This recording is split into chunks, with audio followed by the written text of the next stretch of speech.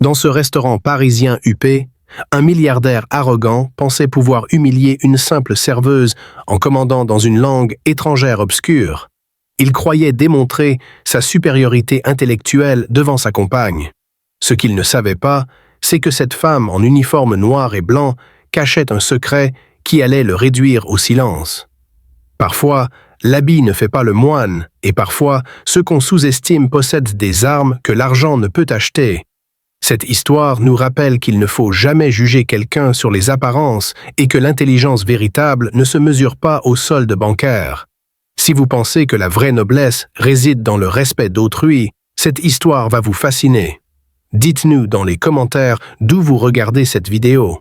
L'atmosphère du restaurant Le Meurice sentait l'huile de truffe, les parfums coûteux et l'argent ancien. Pour Claire Dubois, 28 ans, cela sentait surtout l'épuisement. Claire ajusta la ceinture de son pantalon noir, trop grand et maintenu par une épingle à nourrice cachée sous son tablier blanc impeccable. Il était 20h15 un vendredi soir. Le service du soir battait son plein dans une cacophonie de cristal qui s'entrechoque et de conversations qui coûtaient plus à la minute que ce que Claire gagnait en une semaine. La table 4 a besoin d'eau. La table 7 veut renvoyer le saumon parce qu'il paraît triste. Bougez, Dubois, bougez! Le sifflement venait de Marcel Delacroix, le maître d'hôtel. Delacroix était un homme qui croyait que transpirer était un signe d'incompétence. Il planait actuellement près de l'accueil, essuyant une trace imaginaire sur un menu relié de cuir. « J'y vais, Marcel », dit Claire en gardant la tête baisse. Elle attrapa une carafe d'eau glacée, ignorant la douleur lancinante dans sa voûte plantaire gauche. Elle était debout depuis 9 heures, ses chaussures antidérapantes génériques, achetées dans un magasin discount du 13e, s'effritaient littéralement. Claire Dubois avait 28 ans. Pour les clients du Meurice, elle était une silhouette en noir et blanc. Elle était la main qui remplissait le vin, la voix qui récitait les spécialités, l'objet qui absorbait leurs plaintes. Ils ne voyaient pas les cernes qu'elle dissimulait soigneusement avec un anti-cerne de pharmacie. Ils ne savaient certainement pas qu'il y a 4 ans, Claire était doctorante en linguistique comparée à Sciences Po, l'une des étudiantes les plus brillantes de sa promotion avant que l'appel téléphonique n'arrive. L'accident, l'AVC de son père, les factures médicales qui avaient englouti leurs économies comme un gouffre. Elle avait quitté Paris du jour au lendemain. Elle avait troqué la bibliothèque contre le plateau, l'amphithéâtre contre la salle à manger bruyante. Elle faisait ce qu'elle devait faire pour maintenir son père dans la maison de soins spécialisée en banlieue. « Dubois !» Marcel claqua des doigts. « VIP qui arrive, table 1. Vue parfaite. Ne gâchez pas tout. » Claire regarda vers les lourdes portes de chêne. L'hôte d'accueil, un adolescent tremblant nommé Kevin, s'inclinait discrètement pendant qu'un couple entrait. L'homme marchait en premier, ce qui en disait long sur lui. Il était grand, portant un costume sur mesure bleu marine qui lui allait un peu trop serré aux épaules, comme pour souligner sa routine de gym. Il avait le genre de visage beau dans les magazines mais cruel en mouvement, mâchoire tranchante, yeux qui balayaient à la salle pour voir qui le regardait. C'était Olivier Monclerc. Claire reconnaissait le nom sur les reçus de cartes de crédit. Olivier était un gestionnaire de fonds spéculatifs qui avait fait la une récemment, non pas pour ses rendements, mais pour ses OPA hostiles et agressives. Il était de l'argent nouveau, essayant désespérément de ressembler à de l'argent ancien. À sa suite traînait une femme qui avait l'air de vouloir être n'importe où, sauf ici. Elle était superbe, portant une robe rouge profonde, mais sa posture était fermée, ses bras croisés défensivement. C'était Mélissa, bien que Claire ne connaisse pas encore son nom. Mélissa paraissait nerveuse. « Par ici, Monsieur Monclerc, couina Kevin. » Olivier ne reconnut pas le jeune homme. Il se dirigea vers la table 1, l'endroit privilégié près de la baie vitrée donnant sur la place Vendôme illuminée. Il s'assit, écartant largement les jambes, s'appropriant l'espace. Claire prit une inspiration profonde. Elle lissa son tablier. « Termine juste le service, » se dit-elle. « Le loyer est dû mardi. Papa a besoin de sa kinésithérapie. » Elle se dirigea vers la table, son visage composé dans le masque de servilité plaisante qu'elle portait comme une armure. « Bonsoir, » dit Claire, sa voix douce et professionnelle. « Bienvenue au Meurice, je m'appelle Claire et je vais m'occuper de vous ce soir. » Olivier ne leva pas les yeux. Il était occupé à inspecter l'argenterie, retournant une fourchette dans la lumière pour vérifier les traces 16. « Eau gazeuse », dit Olivier à la fourchette, « et apportez la carte des vins, la carte de réserve, pas celle que vous donnez aux touristes. »« Bien sûr, monsieur, » dit Claire. Elle jeta un regard à la femme. « Et pour vous, mademoiselle ?» Mélissa offrit un petit sourire d'excuse. « Juste de l'eau plate, s'il vous plaît. »« Merci. » Olivier leva finalement les yeux, son regard se posa sur Claire, il ne regarda pas son visage. Il regarda ses chaussures bon marché, puis remonta vers ses mains, rouges d'avoir manipulé des assiettes chaudes. Un rictus tordit ses lèvres. Il avait identifié son statut dans la hiérarchie de son monde. 0. « Attendez, » dit Olivier juste au moment où Claire se tournait pour partir. « Oui, monsieur ?» « Assurez-vous que le verre soit vraiment propre cette fois, » dit-il assez fort pour que la table voisine l'entende. « La dernière fois que je suis venu ici, les verres étaient embués. C'est difficile d'avoir du bon personnel de nos jours, n'est-ce pas ?» Claire sentit une bouffée de chaleur monter dans son cou, mais elle força son expression à rester neutre. « Je vérifierai personnellement les verres, monsieur. »« Vous ferez ça ?» Il la congédia d'un geste de la main comme on chasse une mouche. En s'éloignant, elle l'entendit rire, un son sec et aboyant. Il se pencha vers Mélissa. « Il faut être ferme avec eux, Mel, sinon ils vous marchent dessus. C'est une question de dynamique de pouvoir. Tu ne comprendrais pas. » Claire atteignit le comptoir de service, ses mains tremblant légèrement. Elle agrippa le comptoir. « C'est un cauchemar, » murmura Tony le barman, en polissant un verre. Il a donné 5% de pourboire la dernière fois et a essayé de faire virer le voiturier parce qu'il pleuvait. « Je peux le gérer, » dit Claire, bien qu'un nœud d'appréhension se resserrait dans son estomac. Elle avait eu affaire à des clients grossiers avant, mais il y avait quelque chose chez Olivier Monclerc, un éclat prédateur dans les yeux qui suggérait qu'il s'ennuyait. Et les hommes comme Olivier Monclerc, quand ils s'ennuient, aiment jouer avec les gens qu'ils considèrent comme leurs inférieurs. 20 minutes plus tard, l'atmosphère à la table 1 était passée de tendue à suffocante. Claire s'approcha avec les entrées, équilibrant le lourd plateau sur une épaule, sa posture parfaite malgré la douleur dans sa colonne vertébrale. Elle plaça le foie gras poêlé devant Olivier et la salade de homard devant Mélissa. « Bon appétit » murmura-t-elle, se tournant pour remplir leur verre de vin. Elle avait apporté un Châteauneuf du Pape 2018, une bouteille qui coûtait plus que les soins mensuels de son père. Olivier leva une main, l'empêchant de verser. Il fit tourner le vin déjà dans son verre, le reniflant ostentatoirement. « Il est bouchonné » annonça-t-il. Claire s'arrêta. Elle connaissait le vin. Elle avait senti le bouchon elle-même quand elle l'avait ouvert au comptoir. Il était impeccable, le vin était parfait. « Je m'excuse, monsieur, » dit Claire doucement. « Je l'ai ouvert moi-même il y a quelques instants. Peut-être a-t-il besoin d'un moment pour s'aérer. » Olivier claqua sa main sur la table. L'argenterie vibra, le restaurant se tut un battement de cœur. Mélissa sursauta. « Vous êtes en train de me contredire ?» demanda Olivier, sa voix montant d'une octave. « J'ai dit qu'il était bouchonné. Savez-vous qui je suis? Savez-vous combien de vin j'achète? Je n'ai pas besoin qu'une serveuse avec... quel est cet accent? De banlieue me parle de Châteauneuf du Pape. » Il ne se plaignait pas seulement, il faisait un spectacle. Il essayait d'affirmer sa domination devant Mélissa, essayant de passer pour un connaisseur en rabaissant le personnel. « Je vais chercher le sommelier immédiatement, monsieur, » dit Claire, sa voix tendue. « Non. » Olivier sourit, une expression cruelle et mince. « Ne dérangez pas le sommelier. Il est occupé avec les tables importantes. Vous pouvez reprendre ça et me rapporter la carte encore une fois. J'ai perdu l'appétit pour le foie gras. Il a l'air caoutchouteux. » Claire prit l'assiette. Elle prit le vin. Elle retourna en cuisine, le visage brûlant. Dans la cuisine, le chef, un homme imposant nommé Henri, qui était effectivement français, trempa une cuillère dans la sauce renvoyée.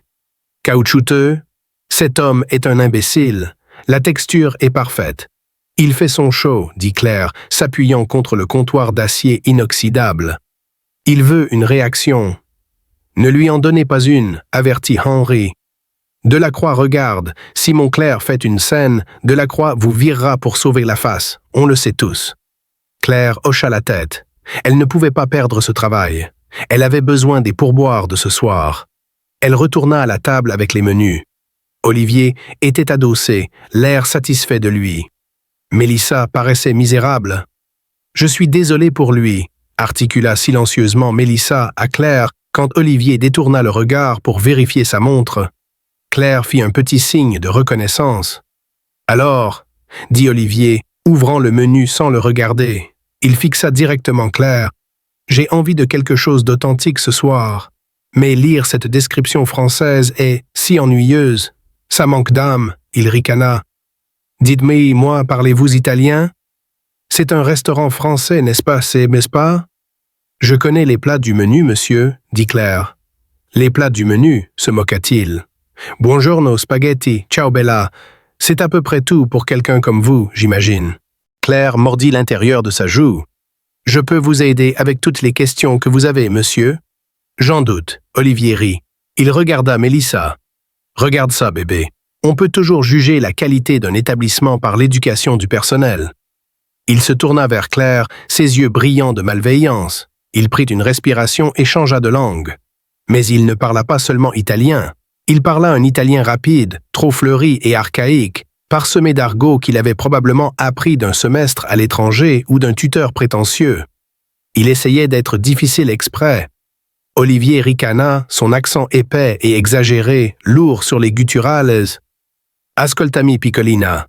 Voglio che tu dica al cuoco che voglio l'anatra, ma solo se la pelle è croccante come il vetro, e portami un altro vino, qualcosa che non sa di aceto. Capisci? O sto parlando troppo veloce per il tuo cervellino? Traduction. Écoute-moi, petite, je veux que tu dises au chef que je veux le canard, mais seulement si la peau est croustillante comme du verre, et apporte-moi un autre vin, quelque chose qui n'a pas le goût du vinaigre. Tu comprends? Ou est-ce que je parle trop vite pour ton petit cerveau? Il se renversa en arrière, croisant les bras, un sourire suffisant plaqué sur le visage. Il attendait le regard vide. Il attendait qu'elle bafouille, qu'elle dise « Je suis désolé, je ne comprends pas », pour qu'il puisse rouler des yeux et exiger un manager qui parlait la langue de la civilisation. Mélissa regardait ses genoux, humiliée au nom de Claire. « Olivier, arrête, commande juste en français. » Non, non, Olivier gloussa, gardant les yeux sur Claire. C'est standard. Si elle travaille ici, elle devrait savoir. Regarde-la, elle est complètement perdue. C'est pathétique, vraiment. Elle se demande probablement si j'ai demandé du ketchup. Claire resta parfaitement immobile. Les sons du restaurant s'estompèrent. Elle regarda Olivier Montclair, un homme qui pensait que l'argent achetait l'intelligence, qui pensait qu'un costume achetait la classe. Elle se souvint des amphithéâtres de Sciences Po. Elle se souvint de sa thèse sur l'évolution des dialectes aristocratiques dans la France du XVIIIe siècle. Elle se souvint des longues nuits à débattre de philosophie dans les cafés du quartier latin avec des professeurs qui avaient oublié plus sur les langues qu'Olivier n'en saurait jamais. Elle regarda son visage suffisant, l'épuisement dans ses pieds sembla s'évanouir, remplacé par une clarté froide et tranchante. Il voulait un spectacle. Elle allait lui en donner un. Elle n'attrapa pas son carnet. Elle n'appela pas Delacroix. Elle joignit simplement ses mains devant son tablier, inclina légèrement la tête et le regarda droit dans les yeux. Le silence à la table s'étira pendant 3 secondes. Le sourire d'Olivier commença à vaciller légèrement. Il s'attendait à de la confusion. Il ne s'attendait pas au calme glacial qui s'installa sur le visage de la serveuse.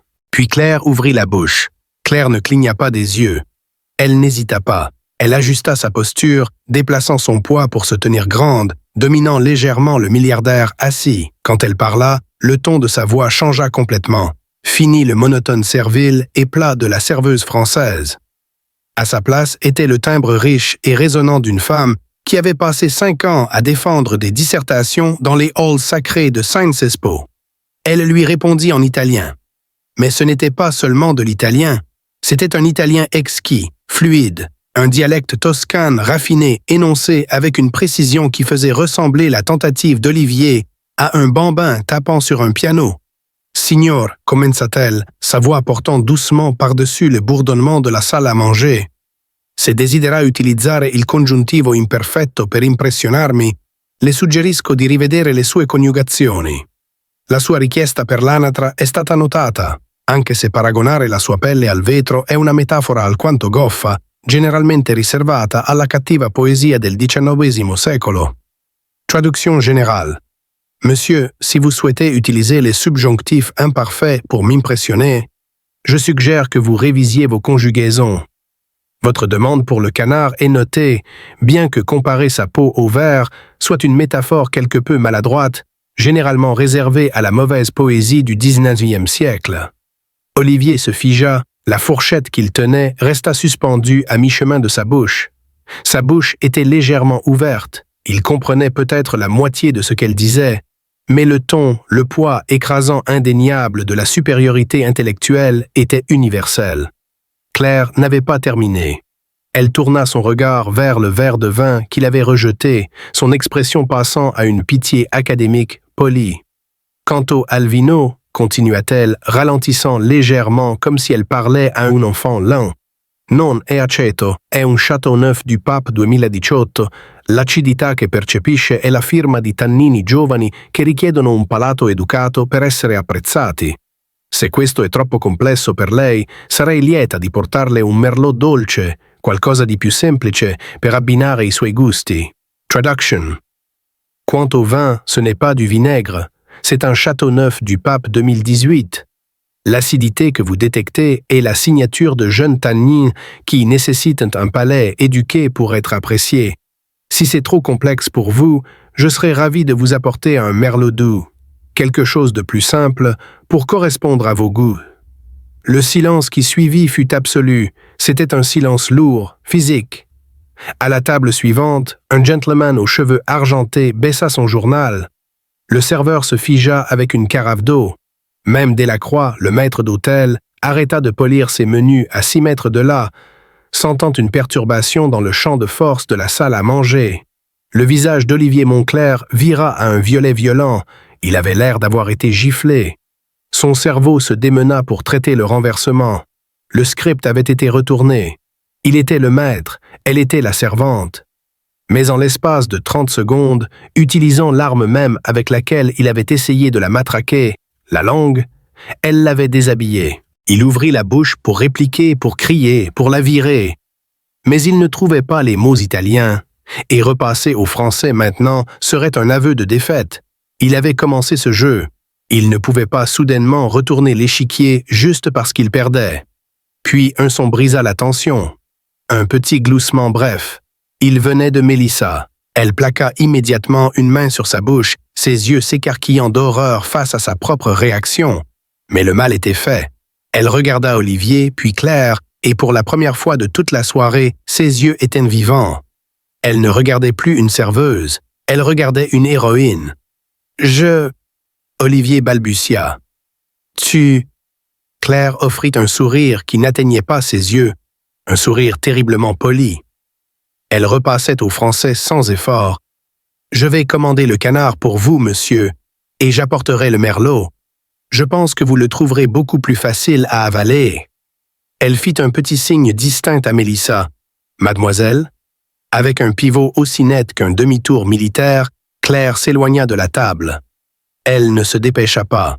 Elle marcha la tête haute, le plateau sous le bras, laissant Olivier Monclerc se noyer dans son propre embarras, tandis que le fantôme de son Italien parfait s'attardait dans l'air comme de la fumée. En atteignant la sécurité du couloir de service, l'adrénaline qui l'avait maintenue droite disparut soudainement, ses genoux fléchirent, elle agrippa le bord du comptoir de granit du poste de service, sa respiration venant par halètements courts et saccadés. Ses mains tremblaient si fort que les verres à vin vides sur son plateau s'entrechoquaient. « Qu'est-ce que j'ai fait ?» La pensée s'écrasa dans son esprit. Je viens d'insulter un VIP, je viens d'humilier un homme qui pourrait acheter cet immeuble. Je vais être viré, je vais perdre l'appartement, les médicaments de papa. La réalité de sa précarité financière revint plus froide et plus dure qu'avant. L'orgueil ne payait pas les factures, la conjugaison supérieure ne couvrait pas les frais médicaux de kinésithérapie. Dubois! La voix était un grondement sourd. C'était Marcel Delacroix. Claire ferma les yeux une seconde, puis se retourna. Delacroix était là, le visage pâle, les yeux dardant vers la table 1 où Olivier tapait agressivement sur son téléphone. « Qu'est-ce que » siffla Delacroix, se penchant pour que les autres membres du personnel n'entendent pas. « Vous lui avez dit ?»« Il a commandé en italien, Marcel, » dit Claire, sa voix tremblant légèrement. J'ai répondu en italien. Je ne parle pas italien, Dubois, mais je connais le ton d'une insulte quand je l'entends. Cet homme vaut 400 millions d'euros. Il amène des clients ici 3 fois par semaine. Delacroix passa une main dans ses cheveux clairsemés. L'avez-vous insulté? Non, dit Claire. J'ai corrigé sa grammaire et je lui ai dit que le vin était trop complexe pour lui. Delacroix la fixa pendant 1 seconde. Un éclair d'admiration traversa son visage. Il détestait Olivier aussi, mais cela fut rapidement éteint par la peur. « Vous avez une envie de mort, » murmura Delacroix. « Restez à l'arrière. N'allez plus à cette table. Envoyez Kevin. Si Montclair exige de me voir, vous êtes fini. Vous comprenez que je ne peux pas vous sauver s'il décide de faire de cela une guerre. »« Je comprends, » murmura Claire. « Allez dans la cuisine de préparation, polissez l'argenterie, restez hors de vue. » Claire hocha la tête et se retira à travers les portes battantes dans le tumulte de la cuisine principale. La chaleur la frappa comme un coup physique. Les poêles grésillaient. Les chefs criaient des commandes. La vapeur montait en épais nuages. C'était le chaos, mais c'était un chaos honnête. Elle trouva un coin près de l'évier, attrapa un panier de fourchettes et un chiffon de polissage. Alors qu'elle frottait les traces d'eau sur le métal, son esprit dériva vers une vie qui semblait appartenir à une personne différente. Pour comprendre pourquoi Claire Dubois, génie linguiste, polissait des fourchettes dans un restaurant parisien, il fallait comprendre la chute. Il y a 4 ans, Claire était assise dans un café du 6e arrondissement de Paris. La table était couverte de livres, Chomsky, Derrida, Foucault. Elle avait 24 ans, boursière intégrale, la chouchoute du département de linguistique. Elle avait un avenir qui scintillait comme de l'or. Il était question d'un poste de professeur titulaire à Genève, ou peut-être d'une bourse de recherche à Tokyo. Elle parlait 4 langues couramment et pouvait en lire 3 mortes. Elle était heureuse. Elle était en sécurité. Puis le téléphone sonna. C'était sa voisine de l'Ohio, Madame Gable. « Claire, ma chérie, c'est ton père. Tu dois rentrer à la maison, c'est grave. » Son père, Thomas Dubois, était menuisier, un homme fort et silencieux qui avait élevé Claire seule après la mort de sa mère quand elle avait 6 ans. Il avait travaillé en double équipe, ponçant les sols et construisant des armoires pour payer ses études universitaires. Il n'avait jamais compris son obsession pour les langues. C'était un homme de peu de mots lui-même, mais il la regardait avec une telle fierté féroce et rayonnante quand elle avait été acceptée à Sciences Po. « Ma fille, disait-il à ses compagnons de beuverie au bar local, va être docteur. Pas le genre qui fait des piqûres, le genre qui sait des choses. » L'AVC avait été massif, c'était arrivé sur un chantier. Il était tombé d'une échelle. Quand Claire arriva à l'hôpital en Ohio, portant encore sa valise avec l'étiquette bagages de Paris, le médecin avait été direct. Thomas avait survécu, mais les dommages étaient importants. Il était paralysé du côté droit. Il avait une aphasie, la plus cruelle des ironies. L'homme qui avait travaillé pour que sa fille maîtrise les langues avait perdu sa propre capacité à parler. Puis vinrent les factures. Thomas avait laissé son assurance expirer pour aider à payer le vol de Claire en France l'année précédente. La chute de l'échelle fut jugée négligente par l'entreprise pour laquelle ils travaillaient en sous-traitance. Ils nièrent leur responsabilité. Le système de santé français ne s'intéressait pas au doctorat de Claire. Il ne s'intéressait pas à son potentiel. Il s'intéressait aux 40 000 € nécessaires pour la chirurgie initiale, aux 3 000 € par mois pour l'établissement de rééducation, au coût des médicaments. Claire prit la décision en un battement de cœur. Il n'y avait pas d'autre option. Elle ne pouvait pas le laisser dans un établissement public où les infirmières étaient surchargées et les draps fins. C'était de son père.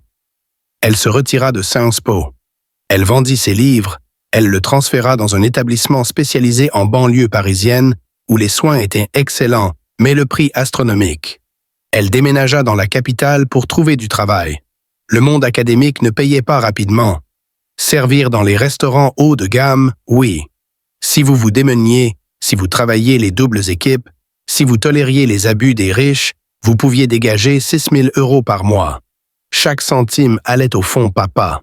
Elle vivait dans un appartement grand, comme un placard dans le 20e avec 2 colocataires. Elle mangeait des pâtes. Elle marchait pour économiser le métro. Elle arrêta de lire parce que cela faisait trop mal de se souvenir de ce qu'elle avait perdu. 3 semaines plus tard, tout changeait à nouveau. Claire était dans la cuisine quand Kevin, le jeune serveur, apparut, l'air terrifié. « Claire, table 1, le type, Monsieur Montclair. » Il demande le responsable, et il te demande. Il dit que tu as volé sa carte de crédit. Claire lâcha la fourchette qu'elle polissait. Il a dit quoi? Il crie, dit Kevin, les yeux écarquillés. Il dit qu'il a laissé sa carte noire sur la table quand il est allé aux toilettes et maintenant elle a disparu. Il dit que tu es la seule qui était près de la table. Il appelle la police. Claire sentit le sang quitter son visage. C'était un mensonge vicieux, mesquin, calculé. Olivier savait qu'il ne pouvait pas la faire virer pour avoir corrigé son italien. Cela le ferait paraître faible. Mais le vol était un briseur de carrière. Le vol, c'était un casier judiciaire. Le vol signifiait perdre son travail, et si elle perdait son travail, son père serait expulsé de la maison de soins dans les 30 jours. Olivier n'essayait plus seulement de l'humilier, il essayait de la détruire. Mais alors qu'Olivier criait ses accusations, un homme se leva d'une table d'angle. Lucien Beaumont, 67 ans, ancien ambassadeur et mécène des arts. Il avait écouté toute la conversation en italien. Il s'approcha calmement. « Cela suffit, monsieur Montclair, » dit-il de sa voix grave. « Vérifiez votre poche intérieure gauche. » Olivier, pris au piège, glissa la main dans sa poche et en ressortit sa carte de crédit. Le restaurant retint son souffle. « Il semble, » dit Lucien sèchement, « que vous soyez un menteur qui tente de détruire la vie d'une travailleuse pour le sport. » Olivier, humilié, bredouilla des excuses et s'enfuit avec Mélissa qui le regardait avec dégoût. Lucien se tourna vers Claire. « Mademoiselle, votre analyse du Châteauneuf du Pape était impeccable. Et pourriez-vous me dire, étiez-vous à Sciences Po ?» Claire hocha la tête, surprise. « J'étais sur le comité qui allait vous attribuer la bourse de Genève avant que vous ne disparaissiez. Je vous ai cherché pendant 4 ans. » 6 mois plus tard, Claire dirigeait le nouveau département de linguistique appliquée de la Fondation Beaumont. Son père, grâce aux connexions de Lucien, recevait les meilleurs soins dans une clinique privée. Elle portait des tailleurs qui lui allaient parfaitement et des chaussures qui ne lui faisaient pas mal. Un soir, son père réussit à prononcer son nom pour la première fois depuis l'AVC. « Claire, fière de toi. » Elle pleura de joie pure. Et quelque part dans Paris, Olivier Montclair criait probablement sur un serveur, poursuivant pour toujours un sentiment de valeur qu'il ne trouverait jamais. Il avait ses millions peut-être, mais Claire avait les mots. Et comme elle l'avait prouvé ce soir au Meurice, les mots étaient les seules choses qui duraient vraiment. Cette histoire nous rappelle une vérité fondamentale. On ne doit jamais juger un livre à sa couverture, surtout quand ce livre peut vous lire dans 3 langues différentes. Elle nous enseigne que la vraie classe ne se mesure pas à ce qu'on porte ou à ce qu'on commande, mais à la façon dont on traite les autres. Olivier Montclair a appris à ses dépens qu'il ne faut jamais sous-estimer quelqu'un, surtout quand cette personne possède une intelligence que l'argent ne peut acheter. Claire n'a pas seulement gagné un débat, elle a reconquis sa destinée. Si cette histoire de justice servie froide avec un accompagnement d'italien parfait vous a plu, partagez-la avec quelqu'un qui a besoin qu'on lui rappelle que la connaissance est un pouvoir. Dites-nous dans les commentaires, qu'auriez-vous fait à la place de Claire?